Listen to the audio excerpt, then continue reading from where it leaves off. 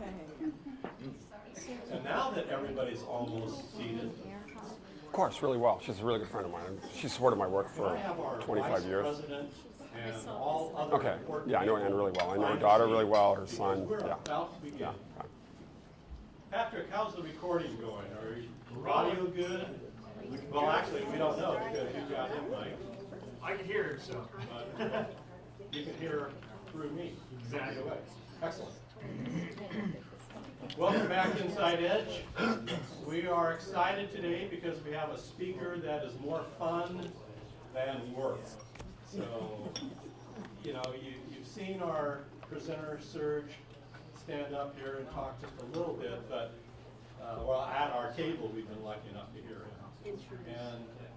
And he's kind of unusual because he's a brawny guy, former lifeguard, but a brainy guy, PhD in geology. Geography.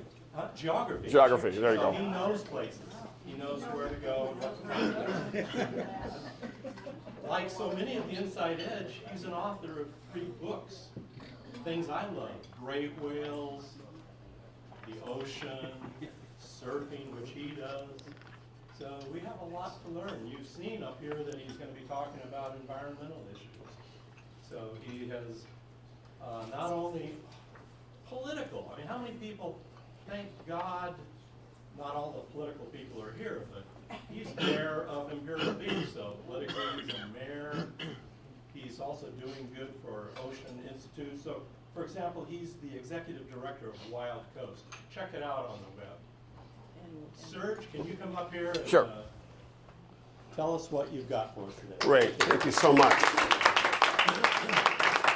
It's a pleasure to be here. I wanted to thank all of you for the invite, but especially Toby, and then Kay and Ray last night, and Diana and Ted. Thank you so much for and Toby, thank you so much for a wonderful evening.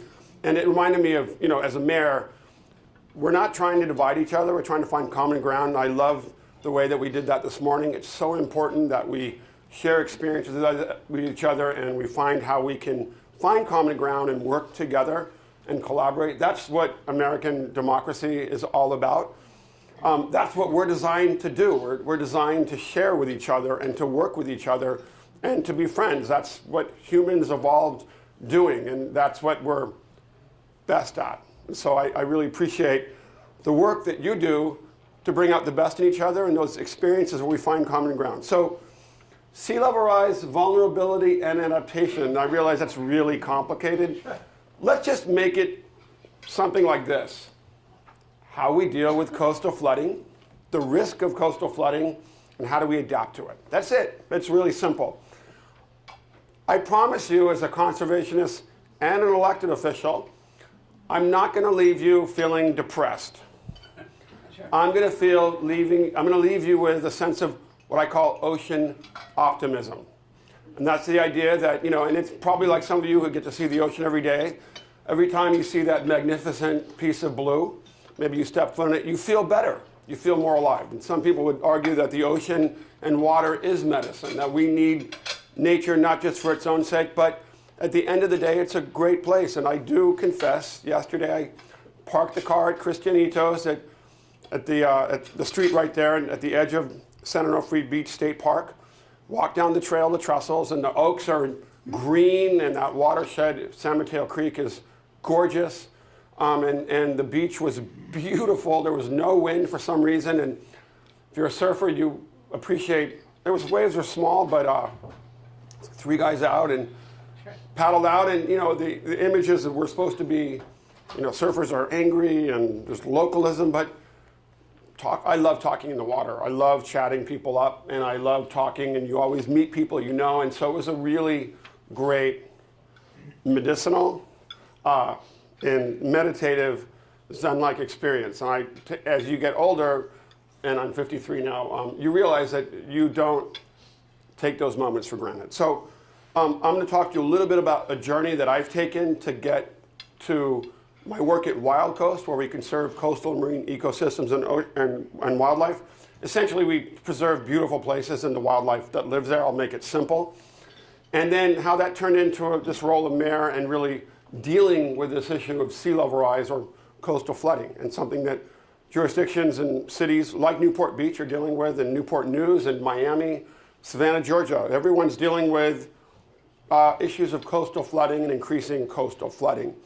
So we'll talk a bit about that. But I promise to leave you with a sense of there's some practical things we do. So we can do. But first talk a little bit about how I got there. So, you know, that's me on the right. That's my mom, Joe, my little brother, Nicky, my crazy uncle, Emil. I come from an immigrant family. My mom survived the Blitz in London, searing memories of having her house bombed, having 20 kids in her neighborhood being obliterated by a German bomb. So they're waiting in line for ice cream. Who came to America after she married my dad. And her sister, Jill, had married a guy from Switzerland in a small village. So that's Uncle Emil would come. And that's our trips to Baja we would take after we moved to San Diego in 1971. And I grew up in LA, in Arroyo Seco, and spent my childhood at the beach. That was my formative memories. Venice, Malibu, Santa Monica, Huntington, Newport, Hermosa Beach, Manhattan, Palos Verdes, you name it, my parents were there on the weekend and during the week. My dad, that's my dad there, he's 85 now. You know, my parents were the bohemian, hippie parents that all of us, a lot of people were in the 70s, right, and 60s. And that's me on the left, and my little brother, my cousin Eleanor. When you have a European family, you know, all your cousins come over and visit every summer. My French and English cousins spent summers with us. They did junior lifeguards, learned to surf. They're sending their kids. Well, I have one of my French cousins here this summer. My dad was born in Paris to a Jewish family in 1933. My grandmother, Lottie, had come from a little village in what is now Poland that had been obliterated by the Russians in a pogrom.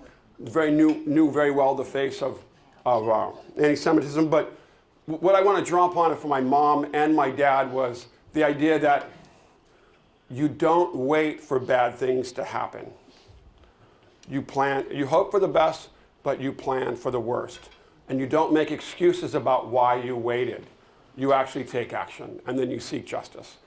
My father, my grandmother, he actually told me the story of how he came to America. My dad said his grandmother and his uncle just came and got them, him and his uncle Roland, and my grandmother in Paris, and they said, we're leaving today, we're going to America on a boat. They didn't know anything about it. It was a searing experience for my father, but you know, my grandmother was smart enough to know that after rescuing her niece and nephew, one of whom who became a resistance fighter against the Nazis and worked in the Nuremberg trials, Bernard Fall, and a very famous scholar in the Vietnam War, and then died in Vietnam. But most of my dad's family were sent to concentration camps. My dad never forgot that. He has actually the deportation orders he got from archives in New York City. And later, my dad filed a claim against the French government from stealing everything that his family owned. Basically, my dad didn't hold the Nazis culpable. He held authorities in Paris for basically taking his family's business and their property, and he won a claim against the French government for doing so. There was a special tribunal in Paris for that. So again, never forgetting, always be prepared, and always seeking justice. That's something we'll talk a little bit about. We arrived in Imperial Beach, California, the last town on the California coast. If you remember, if you have the memories of Hermosa Beach or Redondo or Huntington or even Newport in the halcyon days of the 50s when they really were more middle class and blue collar communities where working folks, especially folks in the defense industry and aerospace industry, worked in little cottages that didn't cost $2 million. That's what Imperial Beach is still like today. We went from a rough and tumble biker town back in the 70s when I was a kid to just a working class community, mostly minority community on the beach, facing a whole series of issues. But just like every other beach community, surrounded by estuaries and wetlands, so on three sides by water. But we happen to be the last town on the California coast in that border with Mexico. That estuary, when I was a kid, we arrived here in 1971, and we soon learned that our then mayor, Brian Bilbray, on the right, and later our congressman, decided that he wanted to turn that estuary into Marina del Rey, high-rise condominiums, and a breakwater, and et cetera. This gorgeous wetland. So along with my friends, we fought that effort. Even sitting in front of bulldozers, we got beat up. I was 16 at the time. My mom and dad were involved in that effort to save the estuary. But today it's a National Wildlife Refuge. and a National Estuarine Research Reserve. It's a state park. It's the largest remaining coastal estuary in Southern California.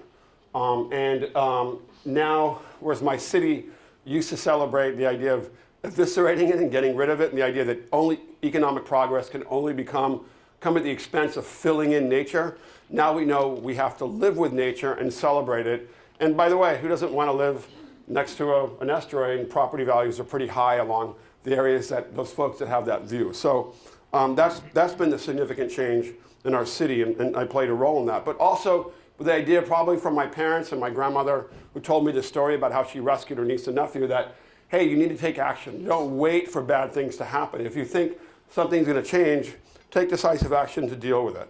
I ended up getting married to my wife, Emily. We were grad students in the 1990s, late 80s in Wisconsin and then Texas, and decided to do a PhDs on gray whales in Baja California. So we spent 2 years from 93 to 95 studying these guys, gray whales that some of you probably can see from the coast here, their spouts, and who are spending a little bit longer time roaming the coast. They go from Alaska down to Baja California to give birth.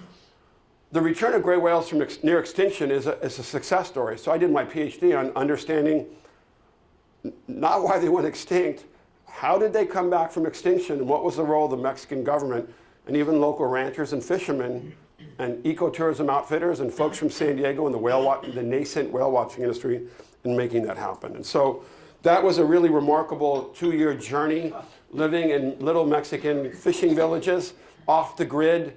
And as some of you who have been to Baja California, it's Rusty, right? You know that these are the friendliest, most generous people on earth who can live in cardboard shacks and will give you the shirt off their backs. And really, really remarkable. And so you read about some of the stereotypes of Mexico and the crime, et cetera. I can tell you that my wife and I didn't have a single thing robbed in 2 years, and my staff work all over Mexico now, and nothing has ever happened. But I started Wild Coast with a guy named Wallace J. Nichols, who's written a best-selling book called Blue Mind, this idea that we really need water for our essential health. And really the idea was to conserve these amazing wildlife species and the ecosystems that they live in. Remarkable places that you see on Animal Planet or the Discovery Channel or National Geographic, like in the Gulf of California. Beautiful islands, schools of sharks. We might not like sharks, but they play an essential role in helping maintain the health of the ocean. Things like sea turtles, which are being eviscerated. I went down and studied the case of gray whales, but discovered that sea turtles were being eaten into extinction. This is a leatherback turtle on a beach I was just at 2 weeks ago in southern Mexico. And these turtles, the males never come back to shore after giving birth, but the females come back and lay their eggs where they're vulnerable. And this is a village, Bar La Cruz, where I was at, where the entire economy and culture, it's an Indian village, used to rest on eating these animals, and they've given that up. And this beach is now the most important sea turtle nesting beach for leatherbacks in Mexico, if not the planet. It's a really moving story. But also to learn how this community gave up something they loved doing, and that their survival meant killing these animals and even saving the oil, like cod liver oil in the winter, right? And making sure folks who were sick that got it, and drying the eggs out and eating those when things got a little tough and food was scarce. So really interesting. But so my team, Wild Coast, we conserve. We're based in San Diego and in Mexico. We work from southern Mexico all the way up to northern California, the Oregon border, to really conserve these species and animals. And we're really focused on helping set up national parks and what are called underwater parks and marine protected areas, and really making sure people have access to the coast. We work with hunters and fishermen and ranchers and outfitters. We're not interested in just not touching. We're interested in people experiencing, but doing it in a sustainable way that helps preserve the resource. And you know, one of the sort of mythologies in California is that sort of nature is somewhere else. But some of you know the Big Blue out just offshore here is one of the most important areas for ocean conservation and species in the world. Amazing resource. Blue whales offshore going from Mexico back up north. You can see them in the Channel Islands, but probably 30 miles offshore, starting around now. So we don't have to, we can look in the National Geographic, but we can just go offshore from Orange County and see this wildlife superhighway, one of the most important migratory corridors for big ocean animals on the planet. I don't like white sharks, but don't want to be around them. My son, 2 boys, my oldest son is at San Luis Obispo at Cal Poly, and he's surfs, and my youngest son's at Daniels at UCLA, and they surf. But Central California is ground zero for white sharks. They're feeding on elephant seals off the Farallon Islands and Año Nuevo. They're swimming down the coast of California, pretty close to shore, and I think it was the Manhattan Beach Pier where they're seeing a lot of juvenile white sharks. They've probably always been there. There might be a few more now, or they've come back.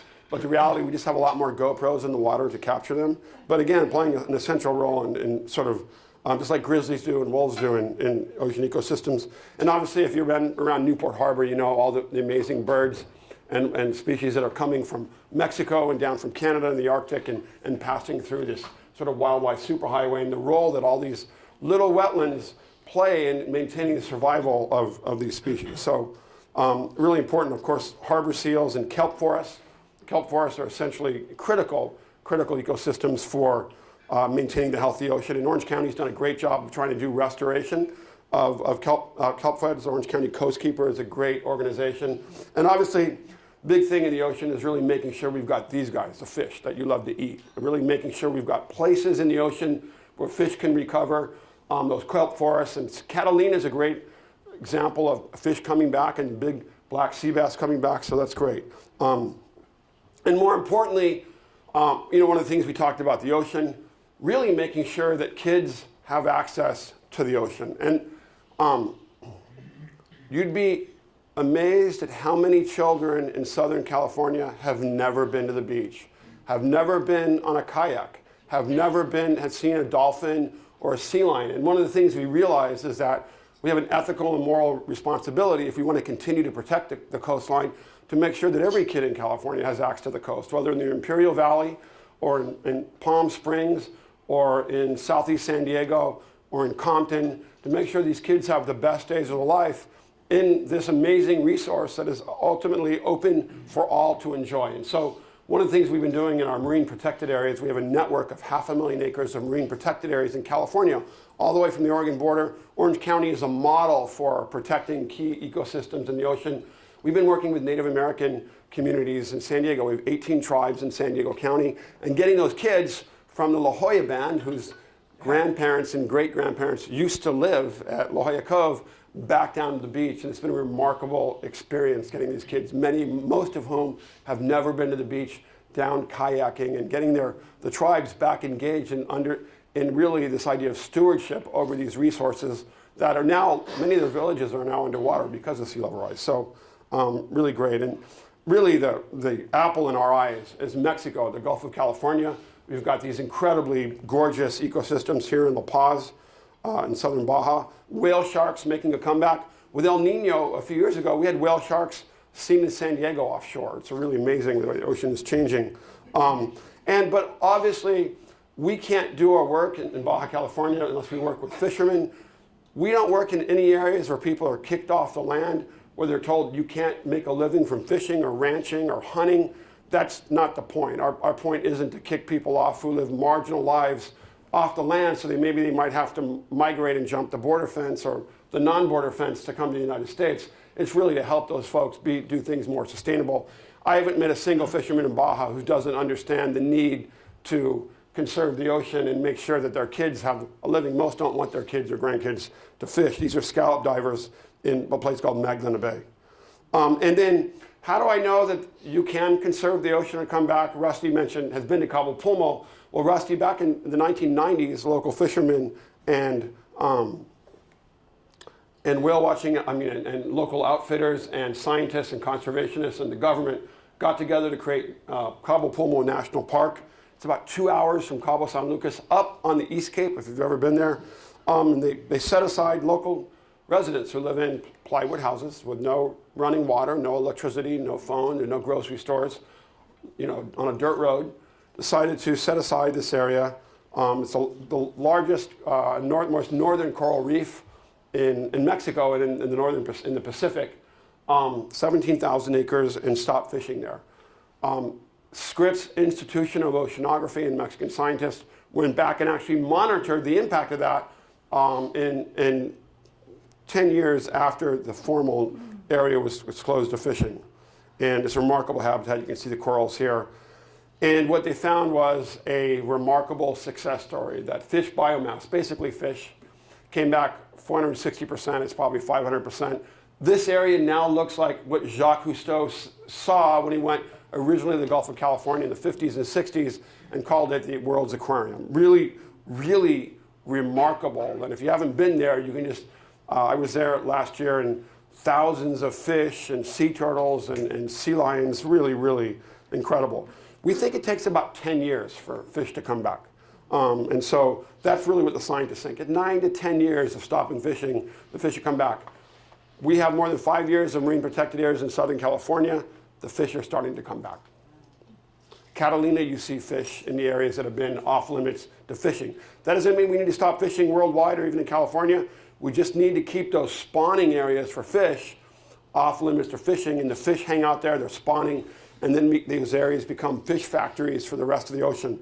And this is in southern Mexico, where I was just the weekend before last. This is southern, it's called Morro Utah Beach, a remarkable place where friendly sea turtles come to shore by the hundreds of thousands. In 2003, there were less than 20,000 of these animals coming along this 16-kilometer beach. Today, last year, 1.7 million olive ridley sea turtles laid their eggs on this beach. There's no other beach in the world where more sea turtles are nesting than on this beach in southern Oaxaca.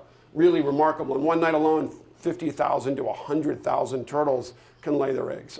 These turtles have come back from being from not near extinction, but really declining in numbers, and really remarkable story. And the Indian villages near there have largely given up the practice of stealing their eggs and killing them. There still are some poachers, but not near the extent that there were. And we were there in November and saw this, had about 10,000 turtles on the beach. Well, that's really, really remarkable place. Again, to show you that I'm not in the conservation business to do doom and gloom. I'm here to find practical things that can help conserve amazing places and to bring back the wildlife that live there. And so right now we're going to switch gears, and that's really this idea of how do we adapt to rising seas and coastal flooding. The fact is we have put a lot of carbon in the atmosphere. The climate is changing. All right, climate instability, and I'll talk about that in a second. But the reality is, whether it's more wildfires in Bel Air, in Orange County, in San Diego County, or Santa Rosa, more flooding and mudslides like in Montecito, and I was in Montecito just a few weeks after that horrible storm hit in January, and it was unbelievable. Anybody has family there, I'm so sorry. It's undescribable what happened. And so the idea is what I want to talk about are some real practical things that we can do to help adapt to and actually deal with climate change. I'm not going to say that we can't do anything about it. I'm going to talk about the natural climate solutions here. I'm not going to talk to you today about mass transit or urban landscapes. I'm going to talk to you about the way that we work with nature to help deal with climate change. So what we've realized in Mexico and a lot of the world now, scientists are looking at this, is that these ecosystems, and these are mangroves, these are like the rainforest of the sea, they sequester more carbon, they absorb more carbon. These desert mangroves, these are mangroves that you find in Baja California around the Sea of Cortez, and largely desert systems, sequester more carbon than any other ecosystem on Earth. In an area of rising seas and increasing hurricane strength, we're seeing stronger hurricanes, especially in this part of the world, south of Cabo, off of it's called the Gulf of Tehuantepec, off of Oaxaca and all the way up. Some of those hurricanes hit Hawaii if the water's too cold off the Gulf of California.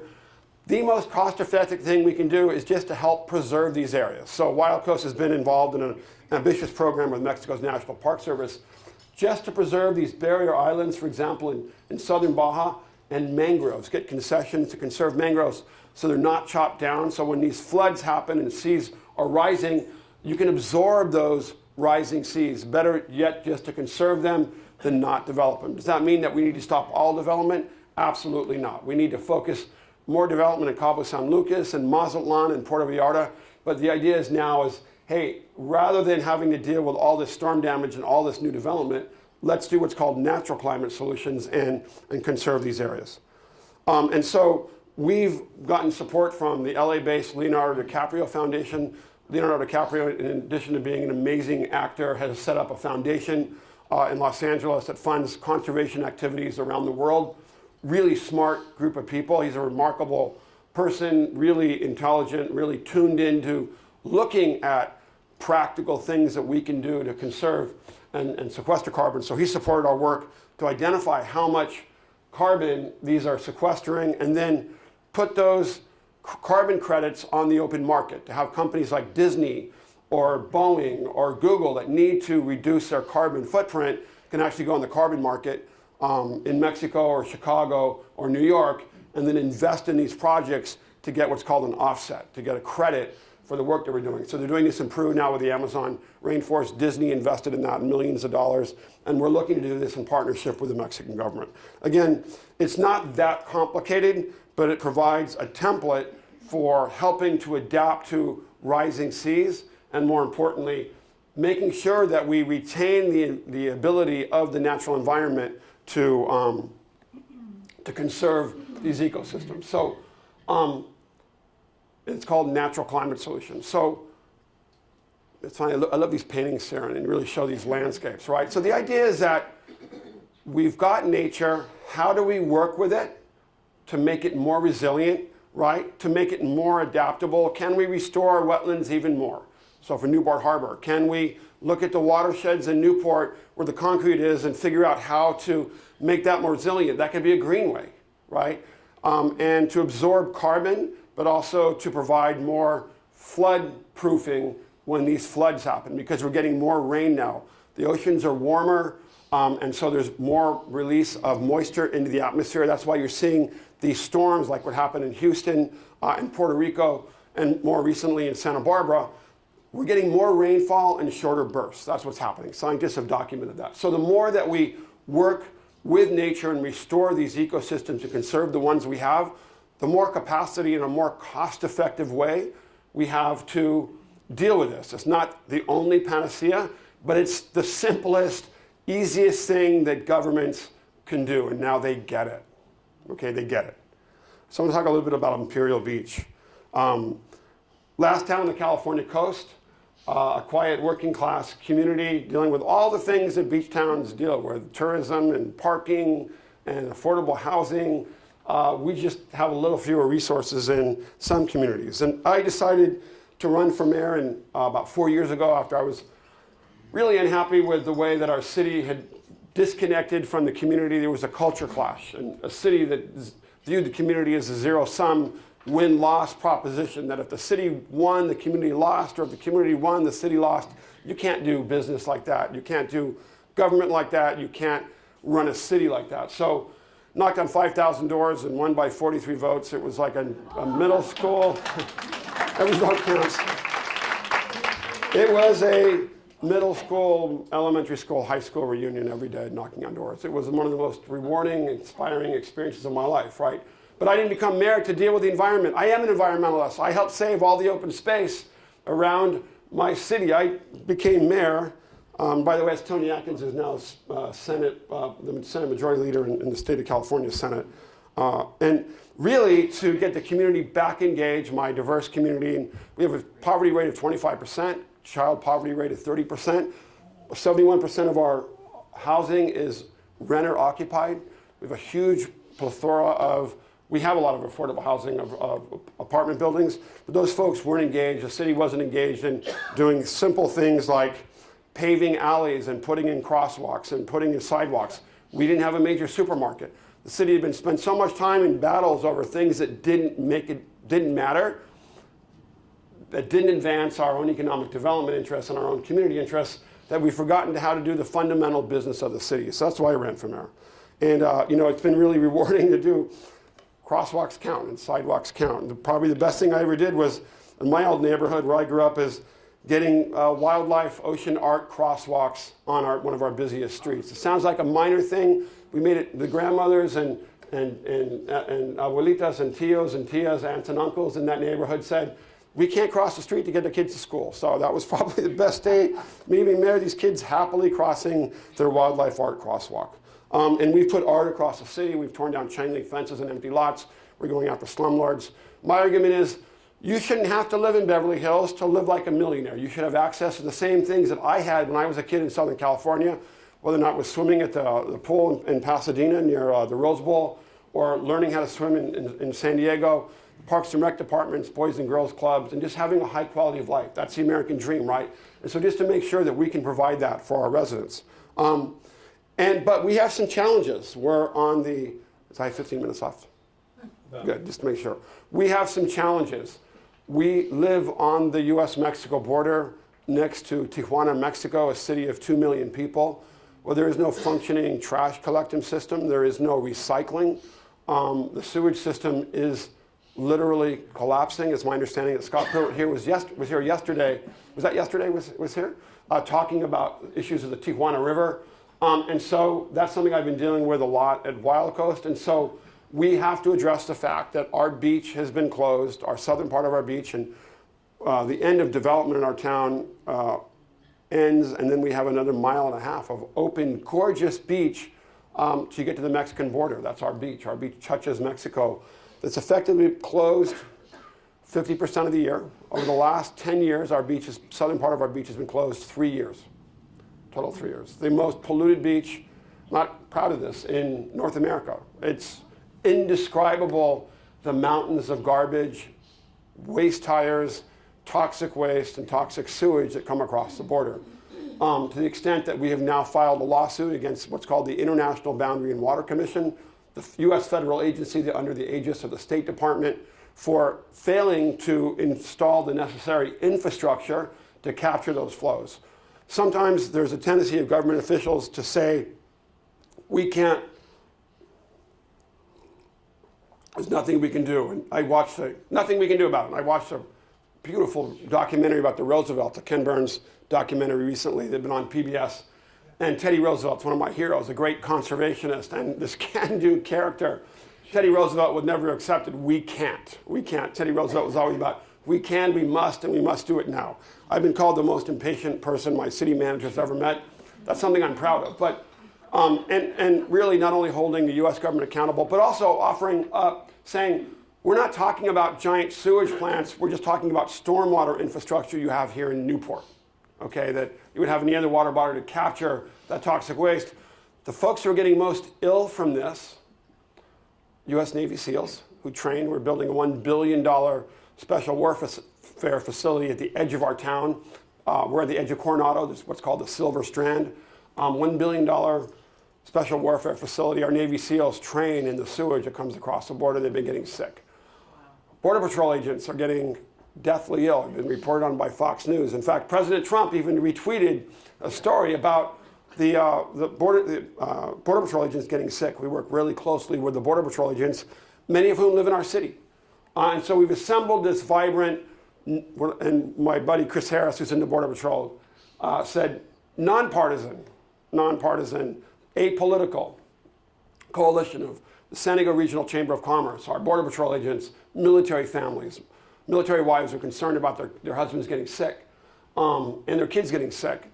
And three entities, the City of Chula Vista, the City of Imperial Beach, and the Port of San Diego, who have jurisdiction over our tidelands, have just said, quite frankly, fix it. We're not interested in money. We're not interested in politics. Just put in the wastewater infrastructure. And by the way, if our own jurisdictions allowed the same types of conditions, that means millions of gallons of toxic waste and sewage to sit unabated for months and months at a time in the Tijuana River Valley on federal property, that when it rains flow into the ocean and have made me sick and my kids sick and our residents sick, our lifeguards sick, you would fine us $10,000 a day per violation, or we'd go to jail. That's very clear. The city of Newport, I can guarantee you, spends, and Laguna Beach and Huntington and every jurisdiction on the coast spends millions of dollars making sure their runoff doesn't go into the beach. If you're a contractor or developer, I guarantee you, you are terrified of the Water Quality Control Board giving you a fine because you didn't manage your footprint of your construction site. So we're just asking them to treat us at the same standards that everyone else is treated. We've also we're looking into suing the Mexican government. We're going to figure out a way to do that. We're talking to the best environmental attorneys in Mexico and then taking to the government of Mexico to international court. We're not done with our effort, but we think it's important that if a city is in business, they need to do its business. And I'm going to tell you about being mayor. You can do all the tweeting you want and social media and go to galas. At the end of the day, is garbage being collected? Are the streets safe? Are the hot potholes paved? Do you have a fire department or a police department? Are people safe when they're on the streets? It's not rocket science. It's very practical things. So I think Newport's probably doing a great job. But there are things that are just not happening. So we're going to hold everybody to the highest standard. And I'm not concerned if we're a city of 28,000 people. So switching a lot of gears today. How many minutes do I have left? About 11. 11 minutes. Okay, so sea level rise and coastal flooding in California. It's kind of hard to tell here. This is Montecito, right after those cataclysmic rains in January. It rained, I can't remember how many inches in 15 minutes or so, and hillside eroded. You know, what you're getting now in Southern California and a lot of places, and I was just in Southern Oaxaca and said the same thing, and my wife's family lives in, some of them live in Colorado near Rocky Mountain National Park, and we have a cabin about 8,000 feet next to the park in a kind of a ravine. And you're getting these droughts, right? Periods of intense drought with higher temperatures, right? So the soil gets really, really dry. Vegetation gets really, really dry. And then you get these intense periods of rain like we had last year with El Nino. Ironically, El Nino followed by really high temperatures and sort of a longer period of drought and no rain. And so what happens is the vegetation becomes, you get a lot more vegetation growing when it rains, more risk of fire, drier soil, and then when it does rain, the risk of mudslides and erosion, right? So just not even think about the beach right now. Imagine if this was Montecito and that's what happened. They had a mudslide because unstable slopes due to more prolonged drought and more vegetation probably. So things are more unstable. People living in areas probably, most likely, they maybe not, shouldn't be living. But fact is, we are at a giant coastal plain here, right? There are ancient flood areas and floodplains that we may see again. So imagine that's as bad as it gets and horrible loss of life. And I was there. It looked like mud had sprung from the ground. Just unimaginable tragedy. Imagine if the surf would have been 25 foot. Imagine if the surf would have been 25 foot, because that's what we saw in the 1980s. I'm sure some of you remember the El Nino storms in the early 80s when we did have 25 to 30 foot surf and cataclysmic rains, and our town turned into a floodplain from the ocean.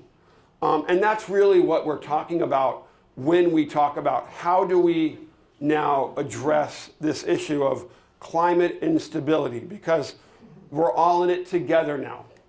It's not just the coast, it's Bel Air, right? And my son's at UCLA, and he's 20, and I called him up in, when was it, in November? I think it was November or late October, and I go, Daniel, what's going on with the fires? Because I looked on the evacuation area and it was like a block from where he lives. He goes, I don't know, Dad, what do I do? And I go, you need to come home. And I talked to our fire chief and he said, look, we can no longer predict what fires are going to do anymore. You know, in Santa Rosa, the fire jumped the freeway. That happened in Los Angeles. And so we're all in this together. So the response isn't to yell and scream or to make pronouncements, ideological pronouncements. It's what are the practical things we can do to minimize the impact of this changing, more unstable climate, okay? That's what I'm interested in, my city's interested in. So how do we address that? What are the practical ways that we can do that? More importantly, what's it gonna cost? What's it gonna cost? There's a very real difference in a city with a 25% poverty rate and a sales tax rate that is a fifth of the average of all cities in San Diego County. We had a category for sales tax for clothing in my city was 0, okay? our budget's $17 million a year, our income, about $70 to $20 million a year, right? So we have limited resources to make sure that we can pay for the things that people expect. Sheriffs and fire service and lifeguards and safe streets and clean streets. Okay, so luckily, just like in Newport and Orange County, we have access to some of the world's best scientists. You have them here at UCI, when we have a whole team of folks at UCI who are looking at the impact of coastal flooding and big surf in Newport. Anybody here live on the beach in Newport? So you know that during some of the big surf in the summer, you're getting what's called southern hemisphere swells. They've had record flooding on the beach because we're getting a lot more intense activity coming from the south, what's called southern hemisphere.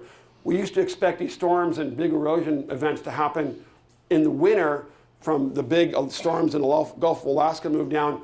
But what we're seeing on south-facing beaches like Newport and even Malibu and even Hawaii, right? You're getting these giant storms in the southern hemisphere. We call them southern hemis.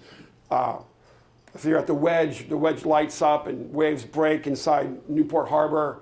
It's a great event, but it causes a lot more erosion. And in Imperial Beach, we have access to the scientists from the Scripps Institution of Oceanography. So I'll wrap it up. And so we decided to do a study to look at what was going to happen in the future with rising seas, with just an idea that what would happen from erosion and flooding, and what's called inundation, more persistent flooding, and big surf, right? And so this is our bayfront. With El Nino, we had the worst flooding we've ever seen on our bayfront. You're seeing this in Newport News. Actually, the East Coast is subsiding. They're seeing record, what's called chronic inundation or chronic flooding. Miami as well, seeing stormwater infrastructure overwhelmed by what are called king tides or spring tides, right? And so we did some studies and found out that, I'll cut to the chase, about 30% of our city will be impacted in the future by rising seas and coastal flooding. And that's something we're going to deal with. Areas that we never even assumed were floodplains, areas that were floodplain that were filled in are now, because of rising seas, water will seep into the stormwater infrastructure, and you're just going to see a lot more impact to that. So out of a total of almost 6,000 lots, 30% of those, 2,373, are going to be impacted in some ways by a potential 6-foot increase in rising seas by 2100. And so roads, about 40% of our roads would be impacted. And so here are some of the things that we need to do to deal with it. Okay, there's 43 things. This is just on the beach. It doesn't include the bayfront. Okay, so those are some of the decisions that we have to make, and some of the things that we have to do to deal with this. I'm just going to... and then finally, I'm going to end here.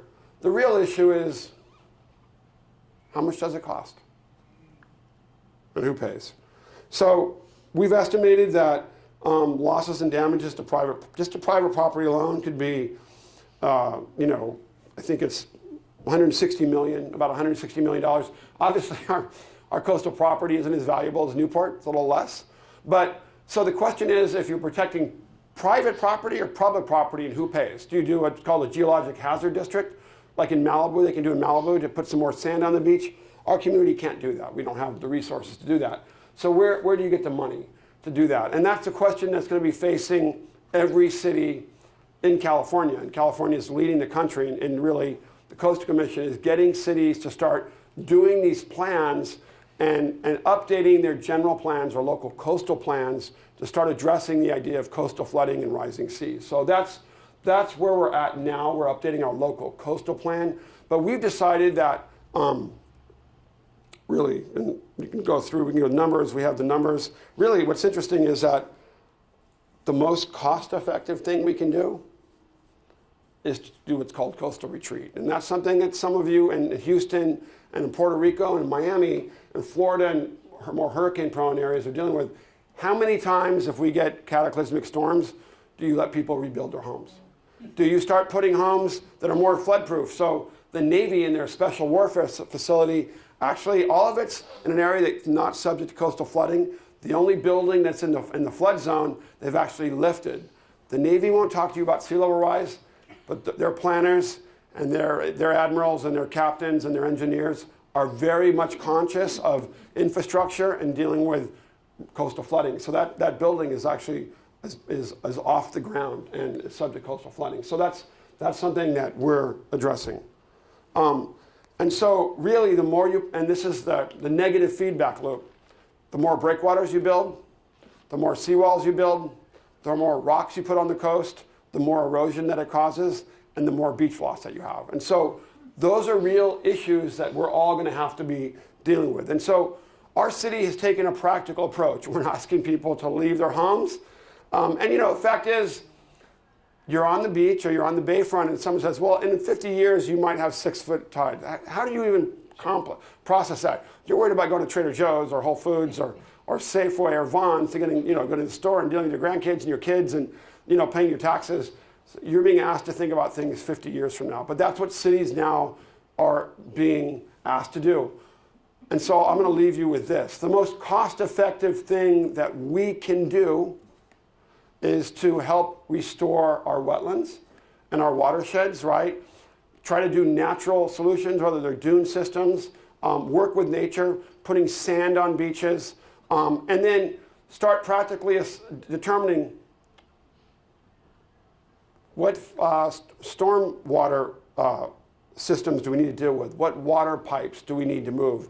What sewer pipes do we need to move? Are we going to have to raise our roads? We're going to have to make some tough decisions.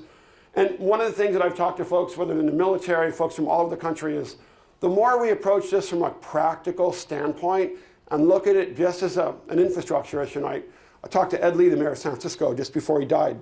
I was with him in December. Really nice man. And he was like me, just said, it's just about infrastructure. I'm telling my engineers, get to work and get some old-fashioned American elbow grease in there and American ingenuity, and let's figure out how to engineer some solutions so that we work on this together. That's really the more practical thing to do. And that's what's happening in New Orleans and Newport News. It's happening with the Navy. It's happening with cities that are ahead of the curve to say, all right, we've got some things to deal with. Let's figure it out. So I'm going to leave you guys there, and then thank you so much for the morning, and I will be glad to answer your questions. Thank you.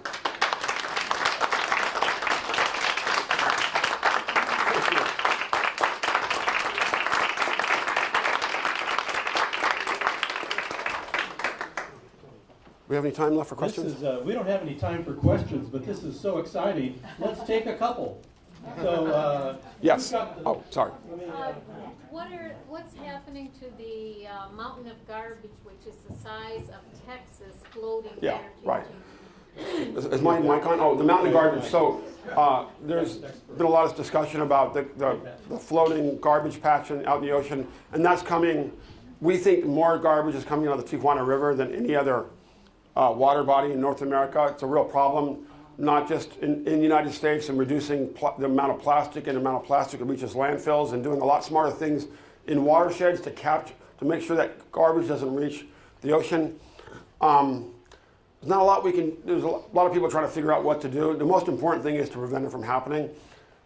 There's a lot of good groups in the Southern California Five Dryers and Surfrider and Coastkeeper groups that are trying to work on this, along with our own agencies that don't want to see garbage everywhere.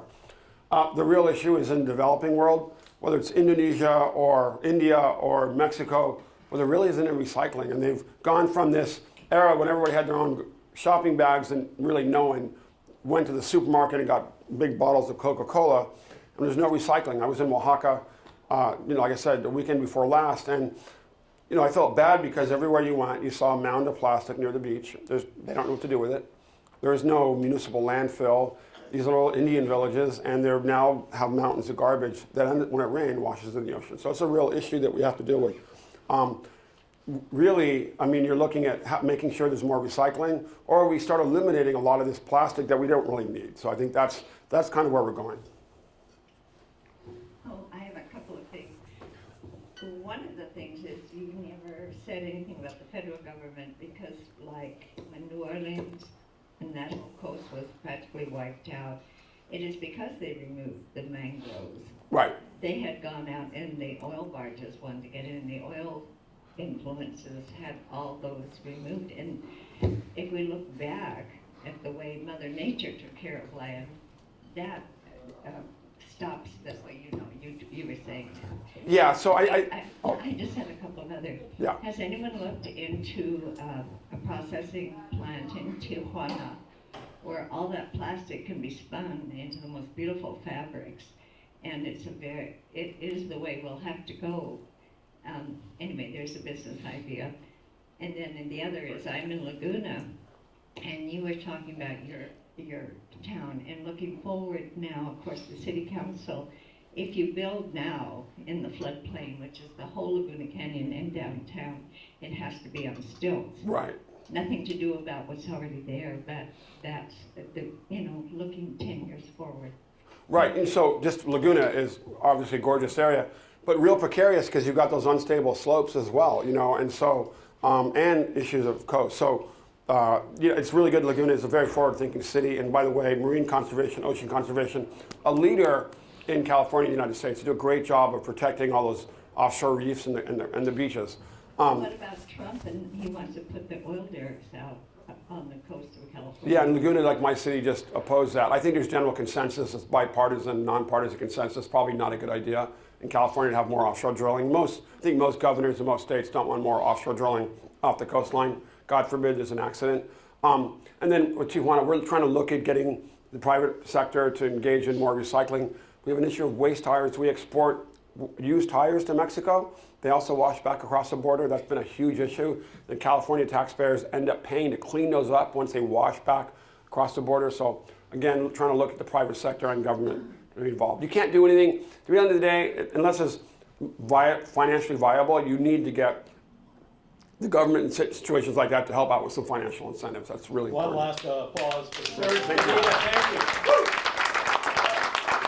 And Rusty, Serge will be answering questions back here. Do you have any books or anything we can buy from you? I don't, I didn't bring my books. I was so busy doing a million things that I don't, but my books are online. You can look. Okay, we'll auction off and- one copy. Oh, I can send some more. Thank you very much. Great, thank you. And who will be bringing us music today?